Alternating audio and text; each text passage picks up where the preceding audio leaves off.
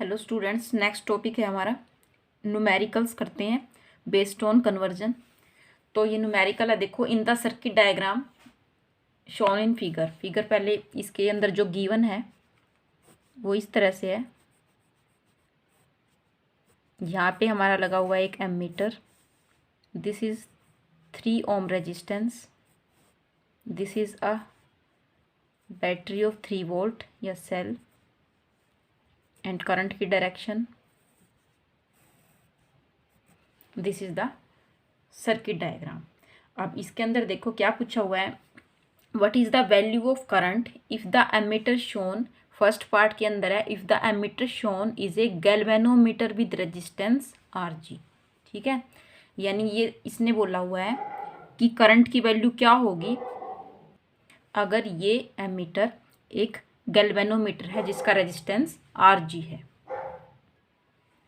तो इसके अंदर करंट की वैल्यू को फाइंड आउट करने के लिए हम करते हैं फर्स्ट पार्ट में, यहाँ पे गिवन है कि resistance of galvanometer is 60 ohm या 60.00 ओम। क्लियर। तो current will be I will be equal to voltage upon resistance. Voltage यहाँ पे हम जो सेल का ईएमएफ है वो लेंगे ई upon total resistance of this resistance and this galvanometer या एमीटर। देन सीरीज में दोनों लगे हुए हैं तो ये हो जाएगा, अगर हम इसका रेजिस्टेंस मान ले R, then R plus R G. ठीक है, ई की वैल्यू कितनी है डायग्राम से देख सकते हैं, ई की वैल्यू यहाँ पे 3 वोल्ट गिवन है। देन 3 अपॉन आर की वैल्यू है 3 ओम प्लस आर जी की वैल्यू है 60 ohm. This will be equal to 3 upon 63। इसको अगर कैंसिल करेंगे तो ये आएगा 1/, तो इसका 1/12 को अगर हम सोल्व करते हैं तो आंसर आता है हमारा 0.048 ampere. Okay, this will the value of current. अब सेकंड पार्ट को सोल्व करते हैं। सेकंड पार्ट में हमें कहा है कि जो गैल्वेनोमीटर है वो एमीटर में कन्वर्ट कर रखा है। Galvanometer described in first but converted to an ammeter by shunt resistance R S. यहाँ पे शंट रेजिस्टेंस आर एस की वैल्यू हमें गिवन है, तो हमें करंट की वैल्यू फाइंड आउट करने हैं। अब करंट की वैल्यू फाइंड आउट करने के लिए हमें पहले टोटल रेजिस्टेंस पता होना चाहिए, तो पहले हम इफेक्टिव रेजिस्टेंस फाइंड आउट करते हैं। Effective resistance R P, suppose this is R P, तो ये हो जाएगा G S upon G plus S. यही वैल्यू हमने फाइंड आउट की थी total resistance in case of ammeter. G is resistance of galvanometer and S is shunt. तो G की वैल्यू हमें गिवन है यहाँ पे 60 ओम, तो 60 इंटू शंट की वैल्यू S की वैल्यू हमें गिवन है, RS है यहाँ पे 0.02। ठीक है, इसको S लिख दिया है हमने यहाँ पे 0.02 अपॉन 60 प्लस 0.02। तो इसको सोल्व करोगे 60 इंटू ये हो जाएगा 2/100। ओके, और ये हो जाएगा 60.02। ये कैंसिल,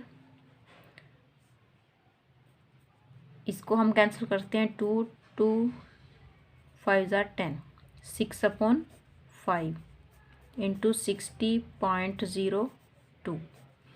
तो इसको अगर हम सोल्व करते हैं तो हमारा आंसर आ रहा है 0.02 ओम। क्लियर। इसको सोल्व करने के लिए देखो जो ये पॉइंट है यहाँ पे, इस डेसिमल को हटाने के लिए डिवाइड बाय 100 हो जाएगा और उस 100 को हम लेके जाएंगे यहाँ पे। ठीक है, कैसे करोगे, ये पॉइंट हटा के जो 100 है उसको ऊपर लेके जाओगे तो ये 600 बन जाएगा, 5 इंटू 6002 ये हो जाएगा। अब इसको सोल्व करने पे हमारा आंसर आएगा 0.02। तो अब हमें करंट की वैल्यू फाइंड आउट करनी है। Then current in the circuit I will be equal to E upon total resistance. अब इसको देखो, अगर ये एमीटर बन जाता है तो आर प्लस और इन दोनों का जो टोटल रेजिस्टेंस है वो लिखा जाएगा, ये हो जाएगा आर प्लस आर पी। ई की वैल्यू है हमारी 3, आर की वैल्यू है 3 प्लस आर पी की हमने फाइंड आउट की है 0.02, ये वाली वैल्यू। ठीक है, तो इसको सोल्व करोगे 3 अपॉन 3.02, तो ये हमारा आ रहा है नियर अबाउट 0.99 एम्पियर।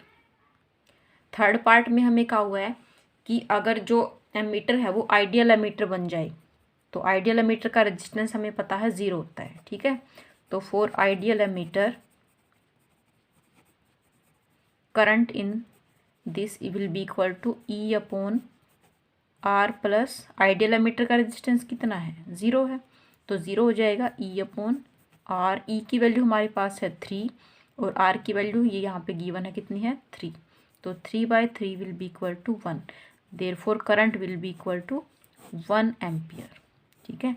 तो इस तरह से आप कन्वर्जन के न्यूमेरिकल जो है सोल्व कर सकते हो। Okay, thank you.